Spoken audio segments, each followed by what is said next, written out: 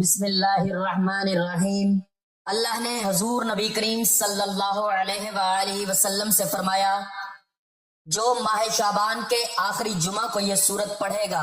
محترم ناظرین، ہماری آج کی ویڈیو اپنے اندر اللہ تعالیٰ کی طرف سے حضور نبی کریم صلی اللہ علیہ وآلہ وسلم سے فرمایا گیا ایک گہرا روحانی پیغام، امید، مغفرت اور اللہ تعالیٰ کی خاص رحمتوں کا راز رکھتی ہے۔ ماہ شعبان ویسے ہی رحمتوں، برکتوں اور مغفرت کا مہینہ ہے، اور جب اس کے آخری جمعہ کا ذکر آتا ہے تو یہ وقت بندہ مومن کے لیے نہایت قیمتی، نایاب اور فیصلہ کن بن جاتا ہے۔ یہ وہ لمحات ہوتے ہیں جب بندہ رمضان المبارک کی دہلیز پر کھڑا ہوتا ہے، اس کا دل توبہ کی طرف مائل، آنکھیں ندامت سے نم اور زبان ذکر الہی سے تر ہونے لگتی ہے۔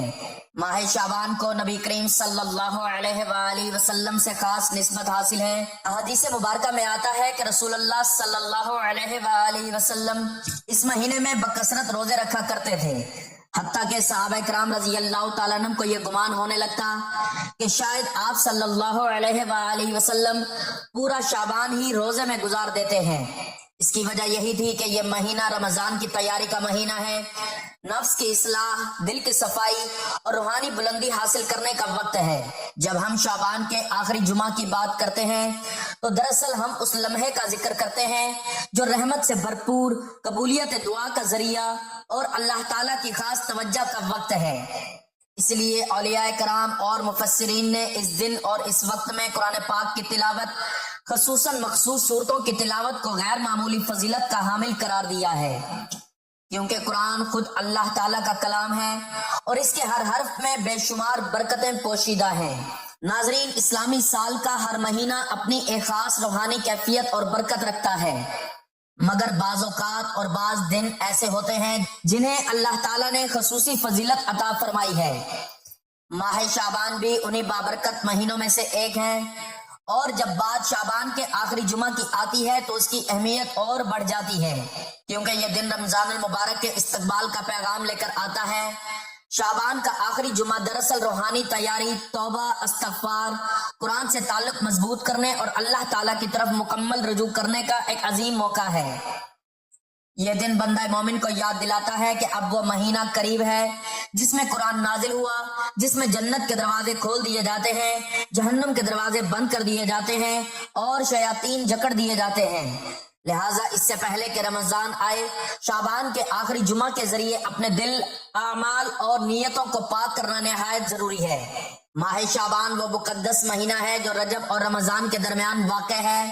نبی کریم صلی اللہ علیہ وآلہ وسلم نے اس مہینے کی عظمت کو واضح کرتے ہوئے فرمایا، ترجمہ: یہ ایسا مہینہ ہے جس کے بارے میں لوگ غافل ہو جاتے ہیں۔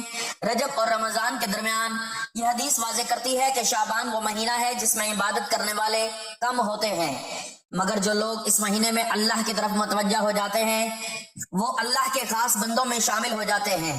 نبی کریم صلی اللہ علیہ وآلہ وسلم خود اس مہینے کو عبادت، ذکر اور قرب الہی کا ذریعہ بنایا کرتے تھے۔ اللہ تعالیٰ قرآن مجید میں ارشاد فرماتا ہے، شہر رمضان الذی انزل فیہ القرآن ھدی للناس وبینات من الھدی والفرقان۔ یہ آیت ہمیں بتاتی ہے کہ قرآن ہدایت کا سرچشمہ ہے، اور شعبان چونکہ رمضان کا پیش خیمہ ہے، اس لیے اس مہینے میں قرآن سے تعلق مضبوط کرنا دراصل ہدایت کے راستے پر مضبوط قدم رکھنے کے مترادف ہے۔ ایک اور مقام پر اللہ تعالیٰ فرماتا ہے، وَنُنَزِّلُ مِنَ الْقُرْآنِ مَا هُوَ شِفَاءٌ وَرَحْمَةٌ لِّلْمُؤْمِنِينَ۔ قرآن کو شفا اور رحمت قرار دیا گیا ہے، پس جو بندہ ماہ شعبان کے آخری جمعہ کو اخلاص کے ساتھ قرآن کی کسی سورت کی تلاوت کرتا ہے، وہ دراصل اپنی روح، دل اور زندگی کے تمام مسائل کا علاج اللہ کے کلام سے کرواتا ہے۔ اسی طرح اللہ تعالیٰ فرماتا ہے، ان ھذا القرآن یہدی للتی ہی اقوام، یعنی قرآن سیدھے راستے کی طرف رہنمائی کرتا ہے۔ شعبان کے آخری جمعہ کو قرآن کی تلاوت بندے کو رمضان کے لیے روحانی طور پر تیار کرتی ہے اور اس کے اعمال کو درست سمت عطا کرتی ہے۔ نبی کریم صلی اللہ علیہ وآلہ وسلم نے ماہ شعبان کی عظمت بیان کرتے ہوئے فرمایا، ترجمہ: یہ ایسا مہینہ ہے جس سے لوگ غافل ہو جاتے ہیں رجب اور رمضان کے درمیان۔ یہ حدیث ہمیں بتاتی ہے کہ شعبان وہ مہینہ ہے جس میں عبادت کرنے والے خاص لوگ ہوتے ہیں اور اللہ تعالیٰ ان کی عبادت کو خاص طور پر قبول فرماتا ہے۔ ایک اور حدیث میں حضور صلی اللہ علیہ وآلہ وسلم نے فرمایا، شعبان میرا مہینہ ہے۔ اگرچہ اس روایت کے الفاظ مختلف کتب میں مختلف سندوں کے ساتھ آئے ہیں، مگر مفہوم یہی ہے کہ حضور صلی اللہ علیہ وآلہ وسلم کو اس مہینے سے خاص تعلق تھا۔ حضرت اسامہ بن زید رضی اللہ تعالیٰ عنہ فرماتے ہیں، میں نے عرض کیا، یا رسول اللہ صلی اللہ علیہ وآلہ وسلم، میں آپ کو شعبان میں جتنے روزے رکھتے دیکھتا ہوں کسی اور مہینے میں نہیں دیکھتا۔ آپ صلی اللہ علیہ وآلہ وسلم نے فرمایا، یہ وہ مہینہ ہے جس میں بندوں کے اعمال اللہ کے حضور پیش کیے جاتے ہیں اور میں چاہتا ہوں کہ میرے اعمال اس حال میں پیش ہوں کہ میں روزے سے ہوں۔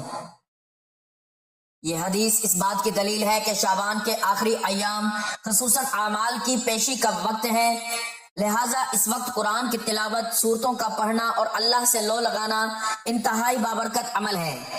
ایک اور حدیث میں نبی کریم صلی اللہ علیہ وآلہ وسلم نے فرمایا، یعنی قرآن یا تو تمہارے حق میں دلیل بنے گا یا تمہارے خلاف۔ بس جو بندہ شعبان کے آخری جمعہ کو قرآن کی کسی سورت کو نیت اصلاح اور نیت قرب الہی سے پڑھتا ہے، وہ قرآن کو اپنے حق میں گواہ بنا لیتا ہے۔ ناظرین، جمعہ کا دن ویسے ہی اسلام میں سب سے افضل دن ہے۔ نبی کریم صلی اللہ علیہ وآلہ وسلم نے فرمایا، خیر یوم طلعت فیہ الشمس یوم الجمعہ۔ ترجمہ: سب سے بہترین دن جس پر سورج طلوع ہوا ہو جمعہ کا دن ہے۔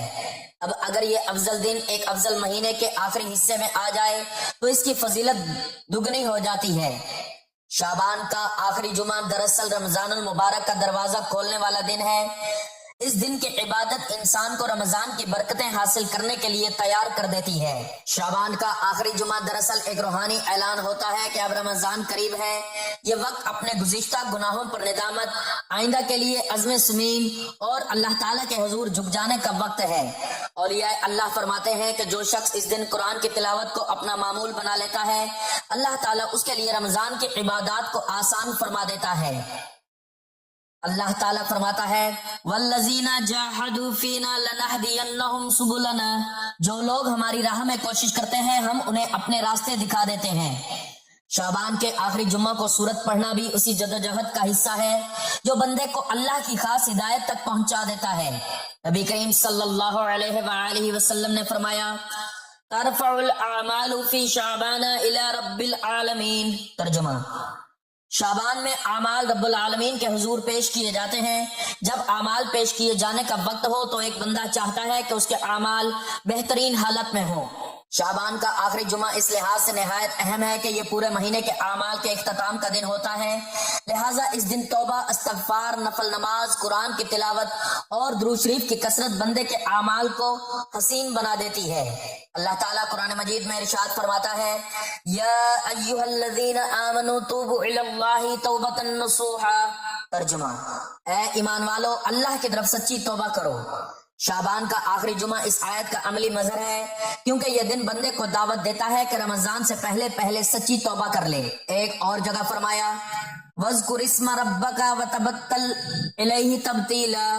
ترجمہ: اپنے رب کا نام یاد کرو اور سب سے کٹ کر اسی کے ہو جاؤ۔ یہی پیغام شعبان کے آخری جمعہ کا ہے کہ دنیاوی مصروفیات سے نکل کر اللہ کی طرف مکمل توجہ دی جائے۔ شعبان کا آخری جمعہ رمضان کی تیاری کا عملی اعلان ہے۔ اللہ تعالیٰ فرماتا ہے، وَاسْتَعِينُوا بِالصَّبْرِ وَالصَّلَاةِ۔ رمضان صبر اور نماز کا مہینہ ہے اور شعبان کا آخری جمعہ ان عبادات کی مشق کا بہترین دن ہے۔ نبی کریم صلی اللہ علیہ وآلہ وسلم رمضان سے پہلے صحابہ کرام رضی اللہ تعالیٰ عنہم کو عبادت کی طرف متوجہ فرمایا کرتے تھے تاکہ وہ رمضان کو پورے جوش اور اخلاص کے ساتھ گزار سکیں۔ اللہ تعالیٰ فرماتا ہے، ان اللہ یحب التوابین ویحب المطہرین۔ شعبان کے آخری جمعہ کو توبہ و استغفار کرنے والا بندہ اللہ کی محبت کا حقدار بن جاتا ہے۔ یہی وہ دن ہے جب بندہ اپنے گزشتہ گناہوں پر نادم ہو کر اللہ کے حضور جھک جاتا ہے۔ ناظرین، نبی اکرم صلی اللہ علیہ وآلہ وسلم کی سیرت طیبہ انسانیت کے لیے کامل اور جامع نمونہ ہے۔ آپ صلی اللہ علیہ وآلہ وسلم کی زندگی کا ہر پہلو، چاہے وہ عبادت ہو، اخلاق ہو، معاملات ہو، معاشرت ہو یا اللہ تعالیٰ سے تعلق، قیامت تک آنے والے انسانوں کے لیے ہدایت اور رہنمائی کا ذریعہ ہے۔ اللہ تعالیٰ نے خود قرآن کریم میں فرمایا لَقَدْ كَانَ لَكُمْ فِي رَسُولِ اللَّهِ أُسْوَةٌ حَسَنَةٌ، ترجمہ یقیناً تمہارے لیے رسول اللہ صلی اللہ علیہ وآلہ وسلم کی ذات میں بہترین نمونہ ہے۔ یہ آیت اس بات کی واضح دلیل ہے کہ نبی کریم صلی اللہ علیہ وآلہ وسلم کی سیرت کو اپنانا، اسے سمجھنا اور اپنی زندگی میں نافذ کرنا ہی اصل کامیابی ہے۔ آپ صلی اللہ علیہ وآلہ وسلم نے بچپن ہی سے سچائی، امانت داری، حلم، صبر اور اخلاق حسنہ کا ایسا نمونہ پیش کیا کہ نبوت سے پہلے ہی اہل مکہ آپ کو الصادق اور الامین کے لقب سے پکارنے لگے۔ یہ وہ صفات تھیں جو بعد میں دعوت اسلام کی بنیاد بنی۔ نبی کریم صلی اللہ علیہ وآلہ وسلم کا اخلاق قرآن کریم کی عملی تفسیر تھا۔ حضرت عائشہ رضی اللہ تعالیٰ عنہ سے جب اخلاق نبوی کے بارے میں پوچھا گیا تو آپ رضی اللہ تعالیٰ عنہ نے فرمایا کانا خلقہ القرآن، یعنی آپ صلی اللہ علیہ وآلہ وسلم کا اخلاق قرآن تھا۔ آپ صلی اللہ علیہ وآلہ وسلم نرم دل، بردبار، معاف کرنے والے اور انتہائی شفیق تھے۔ دشمنوں کے ساتھ بھی حسن سلوک کا معاملہ فرماتے۔ طائف کے موقع پر جب آپ صلی اللہ علیہ وآلہ وسلم کو لہو لہان کیا گیا تو بد دعا کے بجائے یہ فرمایا اے اللہ میری قوم کو ہدایت دے، یہ مجھے جانتے نہیں۔ یہ اخلاقی عظمت ہی تھی جس نے دلوں کو فتح کیا اور لوگ جوگ در جوگ اسلام میں داخل ہوئے۔ نبی کریم صلی اللہ علیہ وآلہ وسلم اللہ تعالیٰ کے سب سے بڑے عبادت گزار تھے۔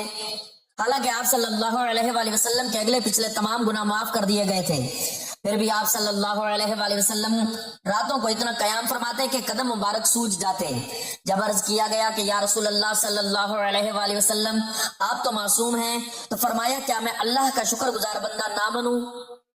نماز، روزہ، ذکر، دعا، استغفار، یہ سب آپ صلی اللہ علیہ وآلہ وسلم کی زندگی کا لازمی حصہ تھے۔ خاص طور پر بعض مہینوں میں آپ صلی اللہ علیہ وآلہ وسلم عبادت کا اہتمام اور بڑھا دیتے تھے، جن میں ماہ شعبان کو خاص مقام حاصل ہے۔ ماہ شعبان وہ مبارک مہینہ ہے جو رمضان المبارک کا دروازہ ہے۔ نبی کریم صلی اللہ علیہ وآلہ وسلم اس مہینے میں عبادات کا خاص اہتمام فرمایا کرتے تھے۔ حضرت اسامہ بن زید رضی اللہ تعالیٰ عنہ روایت کرتے ہیں کہ میں نے عرض کیا یا رسول اللہ صلی اللہ علیہ وآلہ وسلم میں نے آپ کو شعبان کے علاوہ کسی اور مہینے میں اتنے روزے رکھتے نہیں دیکھا۔ آپ صلی اللہ علیہ وآلہ وسلم نے فرمایا یہ رجب اور رمضان کے درمیان کا مہینہ ہے، لوگ اس کی فضیلت سے غافل ہوتے ہیں، حالانکہ اس میں اعمال رب العالمین کے بارگاہ میں پیش کیے جاتے ہیں، اور میں پسند کرتا ہوں کہ میرا عمل اس حال میں پیش ہو کہ میں روزے سے ہوں۔ یہ حدیث اس بات کو واضح کرتی ہے کہ ماہ شعبان میں عبادت، خاص طور پر روزہ، نبی کریم صلی اللہ علیہ وآلہ وسلم کے معاملات میں شامل تھا۔ اس لیے نبی کریم صلی اللہ علیہ وآلہ وسلم اس دورانیے میں عبادت، دعا، توبہ اور استغفار میں مزید مشغول ہو جاتے تھے۔ شعبان کے آخری ایام دراصل رمضان کی تیاری کے دن ہوتے ہیں۔ نبی صلی اللہ علیہ وآلہ وسلم اپنی امت کو روحانی طور پر تیار کرنے کے لیے واضح نصیحت فرماتے، رمضان کی فضیلت بیان کرتے اور دلوں کو اللہ کی طرف متوجہ کرتے۔ نبی اکرم صلی اللہ علیہ وآلہ وسلم کا عمومی معمول جو شعبان کے آخری جمعہ سمیت پورے مہینے میں نظر آتا ہے، ان میں سب سے پہلے نمبر پر روزہ آتا ہے۔ آپ صلی اللہ علیہ وآلہ وسلم شعبان میں بکثرت روزے رکھتے، حتیٰ کہ بعض صحابہ رضی اللہ تعالیٰ عنہ کو گمان ہوتا کہ شاید پورا مہینہ ہی روزے سے ہوں گے۔ یہ عمل رمضان کے روزوں کی تیاری کا بہترین ذریعہ تھا۔ آپ صلی اللہ علیہ وآلہ وسلم اللہ تعالیٰ سے مغفرت طلب فرماتے، امت کے لیے دعائیں کرتے اور خاص طور پر یہ دعا کرتے کہ اللہ امت کو رمضان کی برکتوں سے مالا مال فرمائے۔ شعبان کے آخری دنوں میں آپ صلی اللہ علیہ وآلہ وسلم ذکر، تسبیح، تحلیل اور تکبیر میں مشغول رہتے، دلوں کو اللہ کی یاد سے زندہ کرتے اور امت کو بھی اس کی تلقین فرماتے۔ نبی صلی اللہ علیہ وآلہ وسلم صحابہ کرام رضی اللہ تعالیٰ عنہ کو رمضان کے آداب سکھاتے، نیت کی اصلاح پر زور دیتے اور یہ سمجھاتے کہ رمضان صرف بھوکا پیاسا رہنے کا نام نہیں بلکہ تقوی حاصل کرنے کا مہینہ ہے۔ آپ صلی اللہ علیہ وآلہ وسلم اس بات پر زور دیتے کہ رمضان سے پہلے دلوں کو کینہ، حسد، بغض اور نفرت سے پاک کر لیا جائے، کیونکہ صاف دل کے ساتھ کی گئی عبادت ہی قبول ہوتی ہے۔ نبی کریم صلی اللہ علیہ وآلہ وسلم کی سیرت ہمیں یہ سکھاتی ہے کہ عبادت صرف مخصوص دنوں تک محدود نہ ہو بلکہ پوری زندگی اللہ کی اطاعت میں گزرے۔ شعبان کے آخری جمعہ کا پیغام یہی ہے کہ انسان اپنے آپ کو رمضان کے لیے تیار کرے، گناہوں سے توبہ کرے، اللہ سے تعلق مضبوط کرے اور نبی صلی اللہ علیہ وآلہ وسلم کے طریقے کو اپنائے۔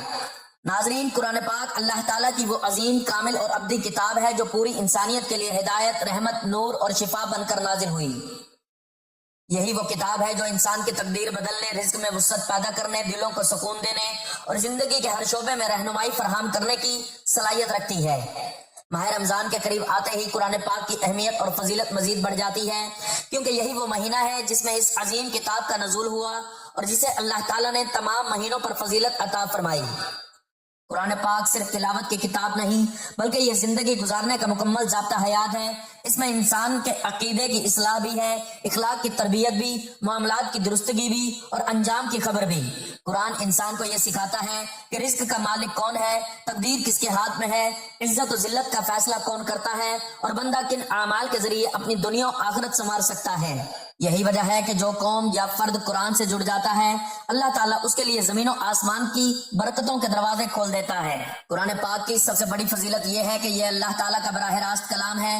دنیا کی کوئی اور کتاب ایسی نہیں جو خالق کائنات کی طرف سے حرف بحرف محفوظ ہو اور قیامت تک محفوظ رہنے کی ضمانت رکھتی ہو۔ قرآن میں اللہ تعالیٰ نے خود فرمایا کہ ہم نے اس ذکر کو نازل کیا اور ہم ہی اس کی حفاظت کرنے والے ہیں۔ یہ حفاظت صرف الفاظ کی نہیں بلکہ معنی، ہدایت اور پیغام کی بھی ہے۔ اس لیے قرآن ہر دور، ہر زمانے اور ہر حالت میں قابل عمل رہتا ہے۔ قرآن پاک کی اہمیت اس اعتبار سے بھی بے مثال ہے کہ یہ انسان کو اندھیروں سے نکال کر روشنی کی طرف لے آتا ہے۔ جو دل گناہوں سے سیاہ ہو چکے ہوں، جو ذہن پریشانیوں سے بوجھل ہوں، جو زندگی نا امیدی کا شکار ہو، قرآن ان سب کے لیے نور، امید اور حوصلہ بن جاتا ہے۔ قرآن انسان کو یہ یقین دلاتا ہے کہ مشکلات ہمیشہ نہیں رہتی، تنگی کے بعد آسانی ہے اور اللہ کی رحمت ہر شے پر غالب ہے۔ قرآن پاک انسان کی تقدیر بدلنے کا ذریعہ بھی ہے۔ تقدیر اللہ کے ہاتھ میں ہے، لیکن قرآن ہمیں یہ سکھاتا ہے کہ دعا، عبادت، توبہ اور اللہ کی طرف رجوع کے ذریعے انسان اپنے حالات بدل سکتا ہے۔ قرآن میں بار بار ان لوگوں کا ذکر ملتا ہے جنہوں نے اللہ کے حکم پر عمل کیا تو ان کے حالات بدل گئے، ان کی تنگیاں آسانیوں میں بدل گئیں اور ان کی زندگیوں میں ایسی برکت آئی جو عقل سے بالا تر تھی۔ یہ سب اس بات کا ثبوت ہے کہ قرآن محض ایک کتاب نہیں بلکہ تقدیر سازی کا ذریعہ ہے۔ قرآن پاک کی فضیلت یہ بھی ہے کہ یہ قیامت کے دن اپنے پڑھنے والوں کی سفارش کرے گا۔ جو شخص دنیا میں قرآن سے محبت کرتا ہے، اس کی تلاوت کرتا ہے اور اس پر عمل کرتا ہے، قرآن قیامت کے دن اس کے حق میں دلیل بنے گا۔ یہ اس کی نجات کا سبب ہوگا، اس کے درجات بلند کرے گا اور اسے اللہ کے قریب کر دے گا۔ یہی وجہ ہے کہ نبی کریم صلی اللہ علیہ وآلہ وسلم نے امت کو قرآن سیکھنے اور سکھانے کی خصوصی ترغیب دی۔ قرآن پاک کی اہمیت رمضان کے قریب آنے سے اور زیادہ نمایاں ہو جاتی ہے، کیونکہ رمضان قرآن کا مہینہ ہے۔ یہ وہ وقت ہے جب دل نرم ہوتے ہیں، رحمتیں نازل ہوتی ہیں اور اللہ تعالیٰ اپنے بندوں کو غیر معمولی انعامات سے نوازتا ہے۔ جو شخص رمضان سے پہلے قرآن سے تعلق مضبوط کر لیتا ہے وہ رمضان میں اللہ کی خاص رحمتوں کا زیادہ حقدار بن جاتا ہے۔ ایسے شخص کے لیے قرآن رزق، ہدایت، مغفرت اور نجات کا ذریعہ بن جاتا ہے۔ قرآن پاک انسان کو صبر سکھاتا ہے، شکر سکھاتا ہے اور اللہ پر بھروسہ کرنا سکھاتا ہے۔ یہ کتاب انسان کے اندر یہ یقین پیدا کرتی ہے کہ جو کچھ بھی ہو رہا ہے وہ اللہ کی حکمت کے تحت ہو رہا ہے اور جو اللہ پر بھروسہ کر لے اس کے لیے اللہ کافی ہو جاتا ہے۔ یہی یقین انسان کو مضبوط بناتا ہے، اس کی سوچ بدل دیتا ہے اور اس کے مستقبل کو روشن کر دیتا ہے۔ آخر میں یہ کہنا بالکل درست ہے کہ قرآن پاک کی اہمیت اور فضیلت کسی ایک پہلو تک محدود نہیں۔ یہ کتاب ہدایت بھی ہے، رحمت بھی، شفا بھی، نور بھی، رزق کا ذریعہ بھی اور تقدیر بدلنے کا سبب بھی۔ جو شخص قرآن کو تھام لیتا ہے دراصل وہ اللہ کے کلام کو تھام لیتا ہے، اور جس نے اللہ کے کلام کو مضبوطی سے پکڑ لیا اس کے لیے دنیا و آخرت کی کامیابی یقینی ہو جاتی ہے۔ ماہ رمضان سے پہلے قرآن سے تعلق قائم کرنا دراصل اپنی زندگی، اپنے رزق اور اپنی تقدیر کو اللہ کے سپرد کرنے کا بہترین ذریعہ ہے، اور یہی وہ راستہ ہے جو انسان کو حقیقی کامیابی تک لے جاتا ہے۔ ناظرین، یاد رکھیے جب رمضان کا مہینہ آتا ہے تو اپنے ساتھ اللہ تعالیٰ کی خاص نظر کرم، برکتیں، رحمتیں اور فیصلے لے کر آتا ہے، اور واقعی بڑا خوش نصیب ہے وہ بندہ جو رمضان سے پہلے اللہ کو راضی کر لیتا ہے۔ توجہ کیجئے، جو شخص رمضان سے پہلے اللہ کو منا لیتا ہے اللہ اسے اپنا لاڈلا بنا لیتا ہے۔ پھر رمضان کے مہینے میں وہ جو مانگتا ہے اسے مل کر رہتا ہے، وہ ضد کے ساتھ مانگے تب بھی رب کریم عطا فرماتا ہے، اور جو بندہ ان خاص قبولیت کی گھڑیوں کو غفلت میں گزار دیتا ہے وہ خود اپنے نصیب پر ظلم کرتا ہے۔ اللہ والے فرماتے ہیں کہ نیا چاند نکلتے ہی انسان کی تقدیر میں بڑا فرق آ جاتا ہے، کوئی اوپر چلا جاتا ہے اور کوئی وہیں کا وہیں رہ جاتا ہے۔ اگر آپ بھی نئے چاند کے ساتھ نئی زندگی چاہتے ہیں، ایسی زندگی جس میں نہ کبھی کسی کے سامنے ہاتھ پھیلانا پڑے، نہ در در کی ٹھوکریں کھانی پڑے، نہ ذلت اٹھانی پڑے، تو پھر رمضان سے پہلے اس قرآنی سورت کا عمل لازمی کر لیں، جس کے بارے میں اللہ تعالیٰ نے حضرت محمد صلی اللہ علیہ وآلہ وسلم کو شعبان کے آخری جمعہ میں یہ سورت پڑھنے کے بارے فرمایا۔ محترم ناظرین، اللہ تبارک و تعالیٰ نے اپنی حکمت و عدل سے بعض مہینوں کو اور بعض اوقات کو فضیلت بخشی ہے، اور تقریباً ہر فضیلت والے مہینے کے وقت اور دن میں کچھ نیک کام مشروط قرار دیے جاتے ہیں، ان میں گناہ کے کام سے روکا اور اپنی اور اپنے رسول صلی اللہ علیہ وآلہ وسلم کی نافرمانی کو زیادہ قابل مذمت بتلایا ہے۔ انہی افضل و محترم اوقات میں ماہ شعبان کا آخری جمعہ بھی ہے، جس کو اللہ تعالیٰ نے متعدد فضائل سے نوازا ہے۔ اس مہینے کی نسبت اللہ کے رسول صلی اللہ علیہ وآلہ وسلم سے ہے، اور جن اوقات کی نسبت پیارے رسول صلی اللہ علیہ وآلہ وسلم سے ہو، ان اوقات میں اللہ کے پیارے رسول صلی اللہ علیہ وآلہ وسلم کی سنتوں پر عمل کرنا قابل احترام اور افضل ہوتا ہے، اور یہ ایسی سعادت ہے جس میں نیکیاں برائیوں کو دور کرتی ہیں، اور یہ نصیحت ہے نصیحت کرنے والوں کے لیے۔ اللہ کے رسول صلی اللہ علیہ وآلہ وسلم کی حدیث میں بھی صبح و شام ذکر الہی پر خصوصی طور پر ابھارا گیا ہے، تو انسان کو چاہیے کہ وہ شعبان کے آخری جمعہ کے دن عبادت کے کاموں اور دیگر نیک کاموں میں دلچسپی لے، اور گناہ کے کاموں سے خصوصی طور پر پرہیز کرے، اور اگر کوئی بندہ مومن ان کاموں کے ساتھ ساتھ اپنے رب کے حضور سچی توبہ کرتا ہے، کبھی امید ہے کہ اللہ تعالیٰ اس کی توبہ قبول فرمائے گا۔ محترم ناظرین، وقت کی نزاکت کو مد نظر رکھتے ہوئے چلتے ہیں عمل کی جانب، اور آپ کو بتاتے ہیں کہ آپ نے شعبان کے آخری جمعہ کے دن وہ کون سی سورت پڑھنی ہے، جس کے بارے میں اللہ تعالیٰ نے حضور صلی اللہ علیہ وآلہ وسلم کو پڑھنے کے بارے میں بتایا۔ یہ ایک چھوٹی سی سورت ہے، اگر کوئی اس سورت کو بتائے گئے طریقے سے پڑھ لے گا تو اللہ کے فضل و کرم سے اللہ پاک اس کے لیے ایسے اسباب پیدا کر دے گا کہ اس کی ہر پریشانی دور ہو جائے گی، اس کی ہر خواہش پوری ہو جائے گی۔ اس کے کمالات دیکھ کر آپ خود حیران رہ جائیں گے۔ اس سورت کی فضیلت بہت زیادہ ہے۔ یہ سورت عذاب قبر سے بچاتی ہے اور اللہ سے اپنے پڑھنے والے کی بخشش کرواتی ہے۔ اس کے سامنے گڑ گڑانے والے کے ساتھ اللہ کافی ہے، وہ اللہ جو ہر پریشان حال کو امن نصیب فرماتا ہے، طالب پناہ کو پناہ دیتا ہے، وہی بہترین ولی اور بہترین مددگار ہے۔ لہٰذا جو بھی اسے اپنا ولی بنائے، اس سے مدد طلب کرے، اسی پر توکل ہو اور مکمل طور پر اس کی طرف یکسو ہو جائے، تو اللہ بھی اس کا ولی بن کر اس کی مکمل حفاظت فرماتا ہے۔ جو صرف اللہ سے ڈرے اور تقوی اختیار کرے، اسے ہر دہشت اور ڈر سے اللہ تعالیٰ امن فراہم کرتا ہے اور اس کی ضرورت کے مطابق ہر مفید چیز مہیا کرتا ہے۔ ناظرین، ایسا بھی دیکھا گیا کہ جو یہ مجرب عمل آپ کو بتانے لگا ہوں، جس نے یہ عمل کیا، اس کو فوری طور پر اللہ تعالیٰ کی غیب سے مدد ہوئی۔ آپ نے بھی اللہ تعالیٰ کی ذات پر مکمل یقین اور بھروسہ کرتے ہوئے یہ عمل کر لینا ہے۔ اپنے مشکل کے دنوں میں، اپنی پریشانی کے دنوں میں اس عمل کو لازمی پڑھ لیجئے گا۔ بڑی سے بڑی مرادیں ہوں، بیماریاں ہوں، تکلیف ہو، دکھ ہو، پریشانی ہو، رزق بند ہو چکا ہو، تو شعبان کے آخری جمعہ کے دن ایک مرتبہ یہ عمل کر کے ضرور دیکھیے گا۔ ہر پریشانی سے آپ کو انشاءاللہ فوری چھٹکارا مل جائے گا۔ بے حد آسان سا عمل ہے۔ اپنی حاجتوں کو، اپنی پریشانیوں کو، جو آپ کے مسئلے ہیں، ان کی نیت کیجئے گا۔ دل میں یہ نیت رکھیے گا کہ میں فلاں مقصد کے لیے، فلاں حاجت کے لیے یہ عمل کر رہا ہوں۔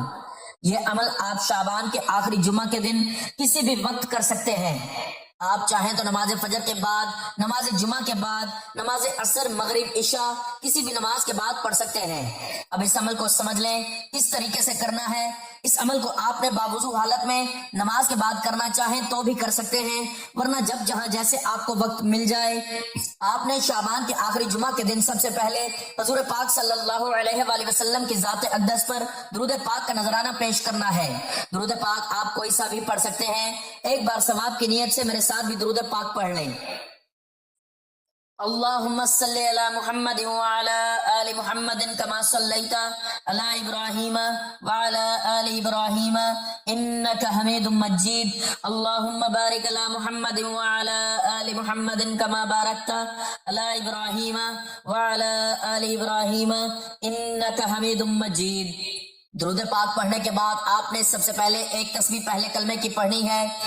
یعنی لا الہ الا اللہ محمد الرسول اللہ۔ اس کے بعد آپ نے قرآن پاک کی بہت ہی پیاری سورت الملک کی تلاوت کرنی ہے۔ یہ وہ عمل ہے جس کو کرنے سے نہ صرف آپ کو عبادت کا ثواب ملے گا بلکہ آپ کے دل کی مرادیں بھی پوری ہوں گی۔ آپ جو مانگیں گے آپ کو ملے گا۔ آپ کے گھر میں انشاءاللہ اللہ پاک خیر لائے گا، برکتیں لائے گا۔ پورا سال آپ کا اللہ پاک کی رحمتوں میں برکتوں میں گزرے گا انشاءاللہ۔ ناظرین، کئی دفعہ زندگی میں ایسے حالات پیدا ہو جاتے ہیں، ایسے مراحل آ جاتے ہیں کہ انسان کہتا ہے کہ میں تھک چکا ہوں، کہ حالات نے مجھے چاروں طرف سے گھیر لیا ہے۔ تو میں کہتا ہوں کہ کبھی بھی اللہ کی رحمت سے نا امید نہ ہو۔ اللہ پاک وہاں سے وسیلے بناتا ہے جہاں سے انسان سوچتا بھی نہیں ہے۔ اور ہمارے پاس چاہے کچھ ہے یا نہیں ہے، ہمارے کوئی اعمال ہیں یا نہیں ہے، لیکن ہمارے پاس جو سب سے بڑی طاقت ہے وہ دعا کی طاقت ہے۔ دعاؤں کا رنگ نہیں ہوتا مگر یہ دعائیں رنگ لاتی ہیں۔ تو زندگی میں جو انسان بالکل مایوس ہو چکے ہوتے ہیں ان کی زندگی میں رنگ بھر جاتے ہیں۔ انسان اپنی محبت میں خدا کی محبت کے علاوہ خدا سے سب کچھ مانگتا ہے۔ عام طور پر مل جانے کی صورت میں انسان گمراہ ہونے کے خدشات سے دوچار رہتا ہے اور نہ ملنے یا دیر سے ملنے کی مصلحت کو سمجھے بغیر ہی مایوسی کا شکار ہو جاتا ہے۔ اپنی ضروریات کے مطابق نہیں بلکہ اللہ تعالیٰ کے رتبے کے مطابق اس سے مانگنا چاہیے۔ ہم ہرگز جد و جہد نہیں کرتے، اس کا ادراک دعا کی قبولیت کو جلا بخشتا ہے۔ تو اللہ پر بھروسہ کیا کریں، بے شک اللہ توکل والوں سے محبت کرتا ہے اور ایسی جگہ سے رزق عطا فرماتا ہے جہاں سے انسان کا گمان بھی نہیں ہوتا، اور جو شخص اللہ پر توکل کرتا ہے تو وہ اللہ اسے کافی ہو جاتا ہے۔ تو آپ نے سورۃ الملک کی تلاوت کرنے کے بعد اللہ تعالیٰ کے ان ناموں کی تسبیح پڑھنی ہے، یا اللہ، یا غنی، یا مغنی۔ ان ناموں کی تسبیح پڑھنے کے بعد آپ نے اللہ تعالیٰ سے اپنی تمام ضروریات، تمام خواہشات، تمام حاجات کے لیے دعا مانگ لینی ہے۔ انشاءاللہ دونوں جہان میں اللہ پاک آسانیاں فرمائیں گے، آپ کو خوشیاں دیں گے۔ اس عمل کی بہت زیادہ برکت ہے۔ یہ عمل آپ کی قسمت کو چمکا دے گا، آپ کی مشکل کو ختم کر دے گا اور رزق کے ایسے وسائل پیدا ہوں گے کہ آپ نے سوچا بھی نہیں ہوگا۔ ناظرین، شعبان کا آخری جمعہ دراصل ایک روحانی سنگ میل ہے۔ یہ دن ہمیں موقع دیتا ہے کہ ہم اپنے گناہوں سے توبہ کریں، قرآن سے تعلق مضبوط کریں، اپنے اعمال کو سنواریں اور رمضان المبارک کے لیے خود کو تیار کریں۔ قرآن و حدیث کی روشنی میں یہ دن رحمت، مغفرت اور قرب الہی حاصل کرنے کا ایک نادر موقع ہے۔ جو شخص اس دن کی قدر کر لیتا ہے وہ دراصل رمضان کی قدر کرنے کے قابل ہو جاتا ہے، اور یہی حقیقی کامیابی ہے۔ دعا ہے کہ اللہ تعالی ہمیں شعبان کے آخری جمعہ کی قدر کرتے ہوئے یہ عمل کرنے کی توفیق عطا فرمائے اور ماہ رمضان کی عبادات کے لیے ہمت و طاقت عطا فرمائے، آمین۔ دعا ہے کہ اللہ تعالیٰ میرا سنانا اور آپ کا سننا اپنی بارگاہ میں قبول و منظور فرمائے، آمین۔ ناظرین، گزارش ہے کہ اللہ تعالیٰ کے 99 ناموں میں سے کوئی ایک نام لکھ کر کمنٹس میں ضرور شیئر کریں۔ اللہ تعالیٰ ہم سب کا حامی و ناصر ہو، آمین۔ جزاک اللہ۔